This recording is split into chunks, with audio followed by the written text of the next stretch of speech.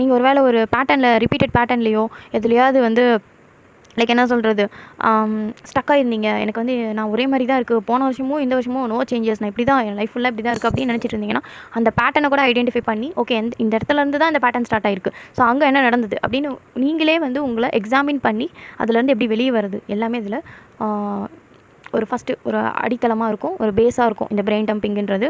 So சும்மா brain dumping வந்து ரொம்ப சாதாரண விஷயம் கிடையாது. இதை பண்ணும்போது பாதி விஷயம் உங்களுக்கு கிளியர் ஆகிடும். உங்கள் ஸ்ட்ரெஸ்ஸு, உங்களோட ஆங்ஸைட்டி, உங்கள் டிப்ரெஷன் கூட பாதி விஷயம் இதுலேருந்து போகிறதுக்கு ஹெல்ப்ஃபுல்லாக இருக்கும். ஏன்னா நீங்கள் பேசிக்காக கொட்டுறீங்க உங்கள் குப்பை, உங்கள் மைண்டு எல்லாத்தையும் நீங்கள் ஒரு பேப்பர் எழுதுறப்பையோ பாதி போயிடும். அதில் தேவையில்லாத விஷயத்தை ஒதுக்கி விடுறப்ப அதில் பாதி போயிடும். இப்போ தேவையானது எது அதுக்கு மட்டும் இம்பார்ட்டன்ஸ் கொடுங்க. ஸோ அதுதான் நான் சொல்ல வந்தேன்.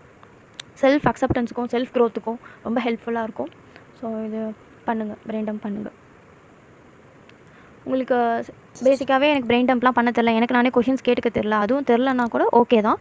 நான் ப்ராம்ப்ட்ஸ் கொடுக்குறேன். ப்ராம்ப்ட் அப்படின்றப்போ கொஷின்ஸு சில கொஷின்ஸ் இருக்கும். அந்த கொஷின்லேயே உங்களுக்கு முக்கால்வாசி வந்து உங்கள் எல்லா கைண்ட் ஆஃப் என்ன சொல்கிறது டாப்பிக்கையும் அது கவர் பண்ணிவிடும். ஸோ அதில் நீங்கள் எழுதுகிறப்போ நீங்கள் எல்லாத்தையுமே ரிலீஸ் பண்ணிடுவீங்க. உங்கள் மைண்டில் இருக்க எல்லாமே அதில் வந்துடும், அந்த பேப்பரில் வந்துடும். அதுக்கான ப்ராம்ப்ட்டும் நான் லாஸ்ட்டாக வந்து அட்டாச் பண்ணுறேன். அப்படி இல்லைனா